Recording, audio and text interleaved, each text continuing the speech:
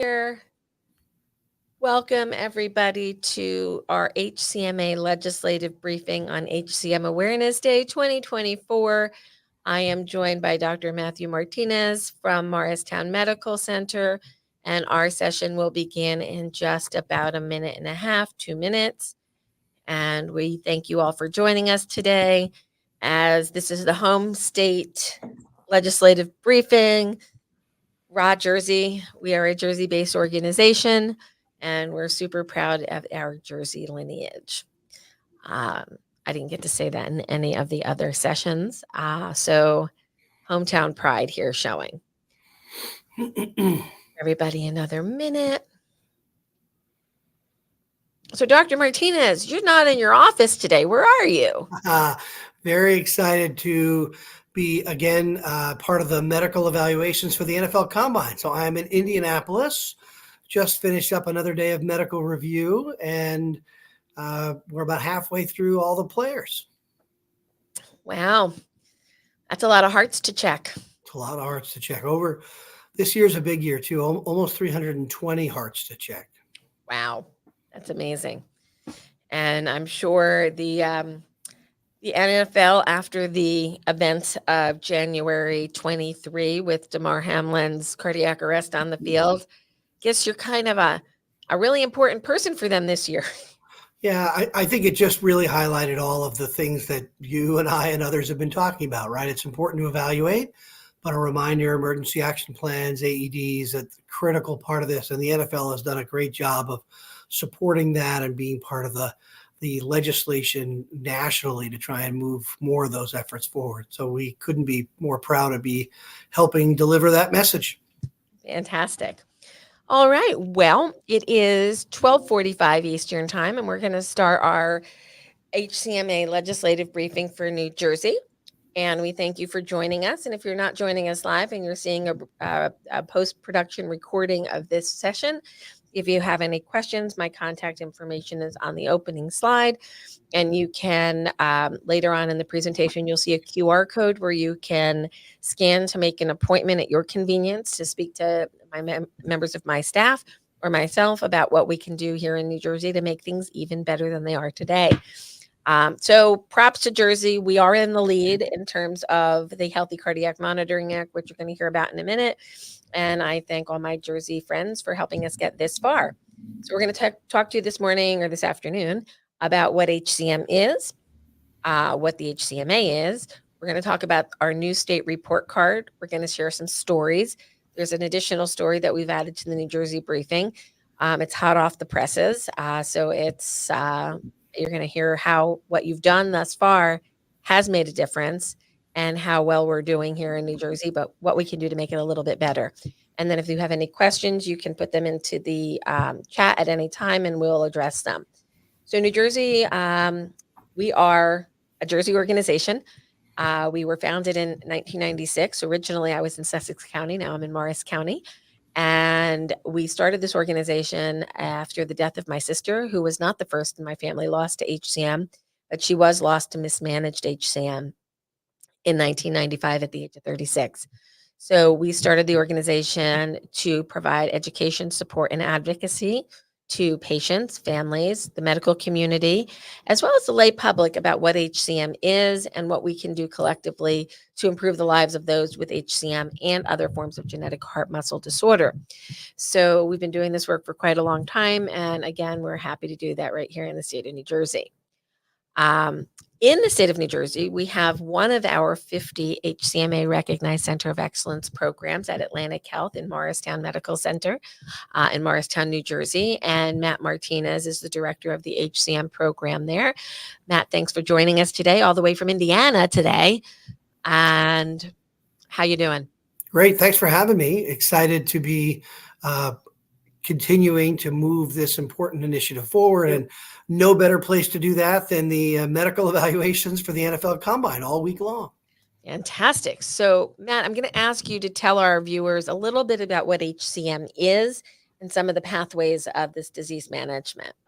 Sure. So hypertrophic cardiomyopathy, or HCM for short, is a disease that affects the heart muscle and can lead to some serious health conditions. in someone who has HCM, it's a result of the heart walls becoming too thick, thicker than they should be. And that excessive thickness causes the heart to become stiffer, leaves less room for blood inside the heart. And then the ability for the heart to squeeze effectively is reduced. So sometimes that comes with obstruction, where the valve prevents the blood from going out, or sometimes is without that valve problem, and we call that non-obstructive, but the efficiency of the heart muscle to get blood out is not enough. And it's common. It occurs somewhere between 1 in 250 and 1 in 500 people. It is in the United States alone, that's going to lead to about 1.3 million people having hypertrophic cardiomyopathy, but yet we're missing most of them. About 100 to 150 actually carry the diagnosis of HCM. So you should be saying to yourself, how have I not heard of this, as common as it is? And how are we missing this? And it's important to remember that risk of sudden death in HCM, as considered one of the more common reasons of sudden death in young people, is the scariest side effect, but it also leads to really life-changing heart failure symptoms. It can lead to stroke at a young age, or really any age, but certainly as a common phenomenon in younger individuals, and it's a source of morbidity. So not all patients are the same with HCM. Each one of them has a different journey and requires really some expertise to sort through this. And this is a common way that we think about it. Profiles of the prognosis of hypertrophic cardiomyopathy, we worry most about sudden cardiac death. We want to risk stratify them. Not everybody with hypertrophic cardiomyopathy is at risk at high risk for sudden death, but each of them requires an ongoing surveillance to see if they would benefit from an implantable cardiodefibrillator, or an ICD. That is the best option to treat sudden cardiac death. And then we know that symptoms occur: heart failure symptoms, chest pressure, breathlessness, exercise intolerance. These are common phenomenon. The majority of the time that comes from obstruction, where that valve prevents blood from leaving the heart. And now we have first-in-class FDA-approved drug in 2022. Really never a better time to be cared for hypertrophic cardiomyopathy, because we have more options than ever before. And of course, surgery is on the list for surgical myectomy to remove the muscle, which also is a known method for improving symptoms. And then in those rare circumstances, 3 to 5% or so, some folks can need a heart transplant. And obviously, Lisa knows all about that. And then we mentioned comorbidity, right? Atrial fibrillation is a common feature in HCM. It's actually the most common rhythm change within hypertrophic cardiomyopathy, and a known source of stroke in and outside of hypertrophic cardiomyopathy. But within HCM, it carries its own increased risk. And by just having HCM and atrial fib, you already qualify for medical therapy to improve symptoms, but mostly blood thinners and procedures to try and eliminate the atrial fib and to lower that risk as low as we can get it, to try and prevent some of those complications. So HCM is not a single entity. It is a variety of symptoms, a variety of presentations, but really it's so common, it really deserves as much attention as we can deliver to it, because there's so many folks affected at all ages. I think one of the things I will also say here on the New Jersey briefing is that first-in-class drug came to us from a New Jersey-based company, Bristol Myers Squibb, Absolutely. in Princeton. So that's great. And another drug is in development, and there's other ones behind it as well as genetic therapies coming to HCM, which we did the first gene therapy in HCM in October of 23. So it's an exciting time in the HCM field. So much because happening. we're able to do so much. So let's take a look at what's going on in New Jersey, specifically on our new state report card. I'm happy to say that New Jersey is doing very well on its report card, but we have a little bit more work to do. So we've broken down our report card into the elements of the preparedness aspects of cardiac arrest and HCM, and then the elements of the Healthy Cardiac Monitoring Act, which I'll explain in a little bit more detail later on in this presentation. So for preparedness, HCM Awareness Day is law in New Jersey. However, before we went on our large national scope, we actually made that day in June. So New Jersey does have an HCM Awareness Day. We'd like to shift it to the fourth Wednesday of February. So we're going to need some help getting that done. We've got great New Jersey AED placement laws, thanks to Janet's law and Janet's family, who's been really great at making sure people understand AED placement and preparedness. So bravo to all of our advocacy partners on that endeavor. And we have CPR training requirements for high school graduation, Good Samaritan laws. Our friends, the Babbitts, took a real big lead in making sure that Good Samaritan laws were in place for those providing AED or CPR to somebody in need. We have some of the elements of the Healthy Cardiac Monitoring Act here because you were the first state, New Jersey, to put forward this initiative to have every well child examination include these cardiac components. The language we chose was a little chunkier than what we are now pushing out through the rest of the country. So we'd like to unify the language of the Healthy Cardiac Monitoring Act in the state of New Jersey to just be a little bit more in tune with what we're doing elsewhere. And we're doing a good job, but I think there's some room for some improvements. We do need some help in copay accumulator laws, step therapy. So we're talking about access to medications and therapies. We need non-medical switching laws in New Jersey. We can't have people being switched from one manufacturer to another if they're stable on a particular drug. So we're going to need some help on those initiatives to ensure that patients and families with HCM are safe. So I'm going to tell a little bit of a story for those of you who were not involved in 2015 when we brought this initiative forward first, why we're doing this and why New Jersey is really setting the standard. But you need to hear the stories of the things that could go wrong elsewhere. And this is a story out of Iowa, but it could be anywhere. And this is the story of Jillian Blair. And we're going to hear from Jillian's mother, who participated with the HCMA at our first Hill visit, which was 2 weeks ago today. And we're going to hear what happened to Jillian in her mother's words.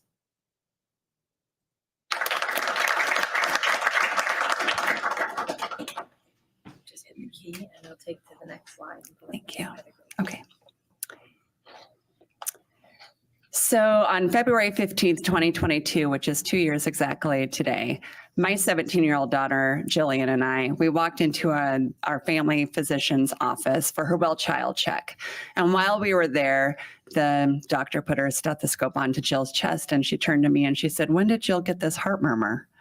And so that appointment led to us going to see a pediatric cardiologist in Des Moines. And from there, we had the diagnosis of hypertrophic cardiomyopathy. And those words, severe and obstructed, they were still lingering in the air when we were waking up in Omaha, Nebraska to see specialists 1 week later. She went ahead and did a battering of tests. And then on Thursday, April 21st, 2022, the doctors were able to come back and give us our very last test result, which was her genetic test that she was positive for the MYBPC3 gene, which connects her to HCM. She came home from school that day. We went ahead and made an arrangement to see them on Monday and kind of get a plan of action. She came home an hour and a half later after I hung up the phone with the doctor, and I told her what they discovered. And she said, "Okay, that's about what I expected." She ran up the stairs where she had a sudden cardiac arrest. I was able to get up to the stairs within a minute or two. There was a lady who lived across the street who actually sold AEDs, so I had an AED on her within 2 minutes. But unfortunately, our efforts, the efforts of the EMS and the hospital staff were not successful, and we lost Jillian that day. So Jill was a very funny and outgoing girl. She loved music. She loved Harry Styles. He was her favorite. She loved art. She was really, really bad in algebra. And she wanted to be a designer one day. After Jill's death, it was like an explosion went off and I started connecting dots within my family. And I talked to lots of families on my members on my paternal side.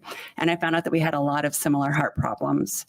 With the help of Omaha, we were able to get all of my siblings, all of my cousins tested. And when he discovered that I had HCM, half my siblings had HCM, 25% of my cousins had HCM. And from then, we now have many of us have ICDs and have had myectomies.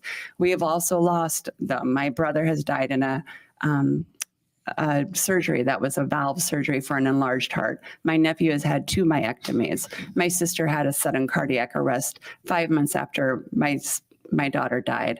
And I just say that she died of a broken heart, since we're not ever sure exactly what it was. But my family is actually lucky because of Jillian, because she was our call to action. Because of her, my family has the power of knowledge to be able to fight against an invisible gene. But not all families are that lucky. But there is hope for them. Had there been big questions that were in place when I took all of my girls to their well-child checks that we were asked each time, so that in 2010, when my nephew had his first myectomy, or in 2015, when my brother had died on the surgical table from his HCM, maybe some of the doctors could have put it together that we needed to do a little bit more investigation. Or when my 91-year-old father, who had HCM, and that's how he went down too, he had a sudden cardiac arrest. But if he had gone into his Medicare first visit and was able to tell them that he had 7 siblings who died, all of cardiac arrests, maybe that would have been a trigger to have them look at us a little bit easier. If we had gotten the treatment earlier, I'm hoping, it would have been hopeful that she could have got diagnosed earlier, which would have led to earlier treatment, and maybe would have saved Jill's life. And lastly, I am a nurse in Iowa, and I work at a family practice clinic. It would take me 5 extra seconds of my day to ask these questions to a patient, and that would help save thousands of dollars, millions of dollars, and keep thousands of family intact and whole. I wish it wasn't me standing here, and I wish it wasn't my daughter. I wish it wasn't my family. And I wish it wasn't that I know the heartbreak that people go through. I wake up every day and I live a nightmare. But it is me, and it is my family, and it's my wish and my hope. And I wouldn't be standing here, and none of you would be hearing my voice if it wasn't for the life of a girl named Jillian Blair, and she had HCM.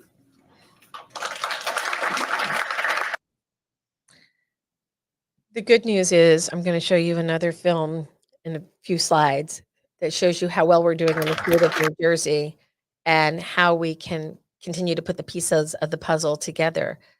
Oh, I don't know what's happened there. There we go. Sorry, we have a technical difficulty with my hand. There we go. So we need to put the puzzle pieces together. We need to make sure that the puzzle is put together in time. Had we gotten to Jillian a month earlier and put an implantable defibrillator in this young lady, maybe she'd be alive today. Had we gotten to her a year earlier, because she was detectable a year earlier, we would have saved her life because the device would have gotten it in time. So through the Healthy Cardiac Monitoring Act, we're able to save lives. We need to go further. We need to be thinking broader. We need to be thinking of all families. We don't have tattoos across our forehead that says this is a genetic heart disease family. We look pretty darn normal. And Jillian looked pretty darn normal too. And the world will never know what design she had in mind or what she was going to do to change fashion or science or whatever she was going to do, because Jillian's gone now. We have another loss that we want to tell you about, and that is a young man named Derek Armstead. He lived in Virginia. His mother had passed away when he was a small child. He didn't know why his mother died until we started to look back after Derek passed away. It turns out that his mother was on a list for probably what we think is a new heart at this point. But nobody really talked about the family heart health history, and nobody ever asked the right questions. So one day in August of 2020, Derek passed out while playing with his nieces and nephews. They were like 4 and 5 years old. This was not like hardcore play. This was playing with little toddlers. And he passed out. He was brought to the emergency room, where they told him that they thought he had some type of epilepsy or a seizure, and he should see a neurologist. Nobody ever asked about his family heart health history, and nobody ever checked Derek's heart. 5 days later, he was getting on with his life. He had his small child in a car seat and walked up a flight of stairs, got to the top of the stairs where his fiance was waiting, and he died suddenly right in front of his fiance. And nobody had looked at his heart until the autopsy. And I believe that they saw a healthy looking African-American 29-year-old man in front of them and did not stop to think, is his reason for passing out potentially from his heart? Nobody ever looked, nobody ever asked, nobody asked about his family history. Maybe if somebody in the ER would have asked about any family history of heart disease, well, no, but my mom died at 30. Well, what did she die from? Well, I don't know because I was 5 at the time. So if we ask the right questions, maybe we get to the right answers. And this leads us to wanting to do more for health equity in HCM because Derek should have had his heart listened to. Derek should be here to be a father to his child. He's not here. So the HCMA is working on a project called the All Hearts Collaborative, which we hope will open the door to identify more individuals from Black and Brown communities with genetic forms of heart disease. So stay tuned for more information on that. Now I'm going to share a happy story with you. And this is a happy story that actually has to do with Dr. Martinez, and he did not know we were going to be presenting this before we got online today. And this is one of his families, we're going to go with that one first. And this is how New Jersey has made a difference, not only by asking questions about family heart health history, but improving the pre-participation screening physical exam to provide education to healthcare providers to trigger them to make proper referrals. Hear from this Sparta, New Jersey family about how they first learned about hypertrophic cardiomyopathy. What led us to the doctor, to the cardiologist in Marshtown, was Bradley had a soccer physical that he had to get done for the fall. Marshtown Hospital called me to fill out paperwork and to get insurance information, and the nurse said, "Oh, we have an appointment available on August 2nd. Do you want to take that?" We were both planning to go, but we honestly didn't want to make it something more traumatic for him than it needed to be. We didn't really know what was going on, and we figured if the whole family's going through this appointment, make things seem larger than they are. It was a day after Bradley played a soccer tournament, and that day that we went to get his EKG and echo, she pulled out a drawing of the heart, and she was explaining that he has HCM. It didn't register when she was going over it, how serious this was. The first time I heard the words hypertrophic cardiomyopathy was when I was diagnosed. I eventually sat down with the doctor and I heard this word and I had no idea what it meant. Made me just kind of confused on what it was. And at some point she said he can't play athletics again. And as soon as she said that, I kind of woke up and I said, "Wait, what?" And after that, I didn't hear anything else she said. And I said, "Can you please call my husband? Because I don't think I can talk in the car." And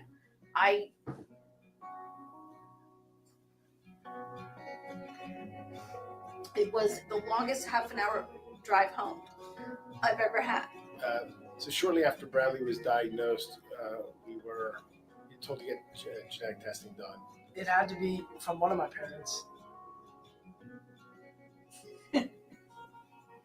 And I've also been diagnosed with HCM. Emma and I kind of joke because she swore it came from her side of the family. And ends up, it's my side. Not only are Brian and I both worried about Bradley, to the point where there's nights where I get up in the middle of the night and go check on him and make sure he's okay and that kind of thing. But now my husband has it as well. It's definitely something I can't think too far in the future about. I kind of just take it every day. I think the recent acts in New Jersey have really helped. Bradley had no symptoms, very active soccer player, was playing soccer up until the day he was diagnosed, and would never know that he was having these issues. A few additional tests from the pediatrician is what uncovered the murmur and allowed us to, get the diagnosis, but more importantly, allow us to follow a path of treatment. So New Jersey, bravo. We've done a good job, and we are hopefully making a difference in many families. And I remember when Senator Madden had helped us pass this original legislation in New Jersey, I said, I got a secret. We're not only looking for the kids, we're looking for the families. And this particular family is exactly what I had imagined could happen, that we could not only identify the individual child at risk, but then we open the box a little bit further and we find the family, and we really have a chance to keep families whole. So what our ask is for the state of New Jersey is to open back up the Healthy Cardiac Monitoring Act components. We called it the Well Child Exam inclusions, to just blend it better with some of the more current thoughts that we've had in our draft legislation, to make this a more seamless process and to make sure that clinicians know how to get their training and families know how to communicate about family heart health history in the well child examination. And our recent event on Capitol Hill was to also start to engage the federal government to look to add these questions to the Welcome to Medicare visit, so that we can find the grandparents, we can find the kids, we find the parents in between, and we have the ability to keep families whole.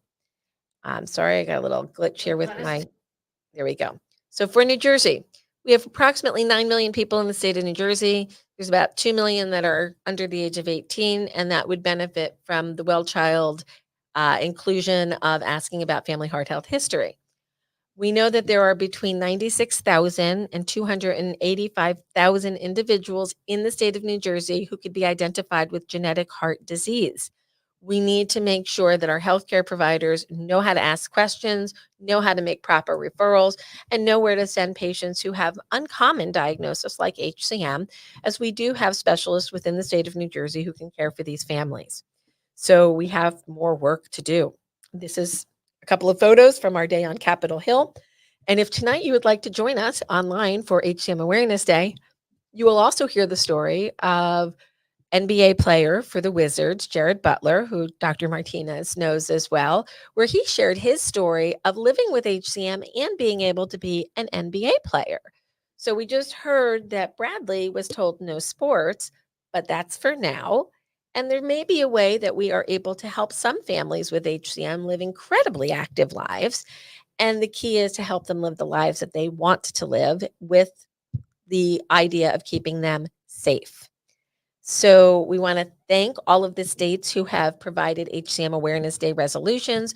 We are asking that New Jersey move theirs to the fourth Wednesday of February to be consistent with the rest of the country. Thank you for being the first, but we have evolved as an organization and we have evolved in our efforts. So we want to just collaborate with everybody and make sure we're all on the same day. And we also want to acknowledge this picture here in the middle. These are two sisters in Illinois with hypertrophic cardiomyopathy. The one on the left, her transplant occurred 7 years ago, shortly after mine. And her sister left the hospital on Valentine's Day this year, which is also National Donor Day, with her new heart. And they went out in Illinois to get some resolutions from some municipalities who wanted to recognize HCM Awareness Day. So I thought that was a really cool story, wanted to share with you. We're doing great things out here with HCM. If you would like to set an appointment with my staff to discuss how we can work forward in the state of New Jersey to homogenize HCM Day and the Healthy Cardiac Monitoring Act with what else is going on in the country, we're really happy to speak with you. I and Mayor Bianchi are the HCMA legislative champions for the state of New Jersey. And I want to give a shout out here. Also, he didn't join us this year, but last year on HCM Awareness Day, Senator Tony Bucco joined us to acknowledge his father's previous diagnosis with HCM. So I know if you're in the State House, you know the name of Senator Anthony Bucco Sr., who was an HCM patient. And obviously you can see how much he accomplished in his life and that you can live a very active life with HCM. And we want to make sure more families in New Jersey are able to get to diagnosis and management. So we look forward to working with you. If you have any questions, we're more than happy to address them right now. Want to give a big shout out to our board of directors, our staff, our volunteers, our partners, and our sponsors who are helping make HCM Awareness Day more visible to more people, including our partners at BMS, Cytokinetics, BioMarin, Tenaya, Embria, Edgewise, and Boston Scientific. So thank you for that. And we're here to take some questions if you have any. So Matt, how was that? Terrific. I think the message was just superb, right? That it's a message of hope, that diagnosis can lead to survival. It can lead to families getting survival, and then as you say, there's a whole life ahead of them. What I love to tell patients is that we want HCM to be managed, to be handled, to be safe, and to be in the background while you do all the other big parts of your life. And I think we saw some stories where that is not going to happen because of loss, and some stories as a result of a diagnosis, a management, a treatment where they've had tremendous success. And Jared is another example of that. And how the sky's the limit when things are done well and things are managed, and safety first. I thought it was terrific. Fantastic. Thank you so much. We've got a lot of work to do collectively. It's HCM is not going away. No. In fact, I mentioned this briefly. We had our first gene therapy delivered in HCM in October of 23. If you told me 5 years ago that was going to happen this year or last year, I would have said, I don't think we're ready yet. But there are multiple companies looking at gene therapy. There are new therapeutic options coming to us in myosin inhibitors and different concepts of how to treat the heart. There's so much we can do to keep families whole that we want to make sure that everybody knows about the opportunities and where to get care. So I think that's it. I mean, obviously, you've been at the forefront of this and driving the message. And now I feel like we sort of reloaded the treasure chest for you, where you didn't have a whole lot of weapons before weapons came along, right? There were medicines, and when Barry introduced the ICD, that was a huge lift for sudden death. And not that he invented the ICD, but he was a part of the management and application, I should say, to hypertrophic cardiomyopathy. And now there's a whole new group of tools that are coming at us, whether it's medical therapy or interventions, and now more understanding and registries.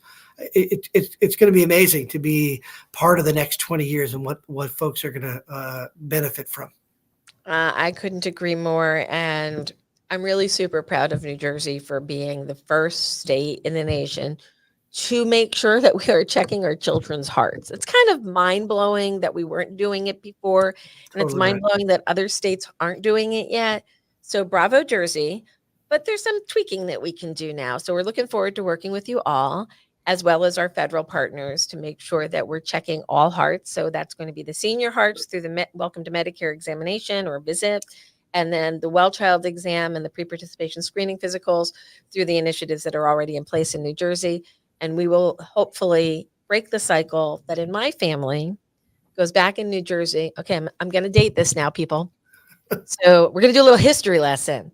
So the history of Hibernia, New Jersey, for those of you who don't know, it's not really a town. It's a part of Rockaway Township, but there were iron ore mines out in the woods, and you can still visit the sites today. And in fact, there's a graveyard up on the mountain where my great-grandparents are buried.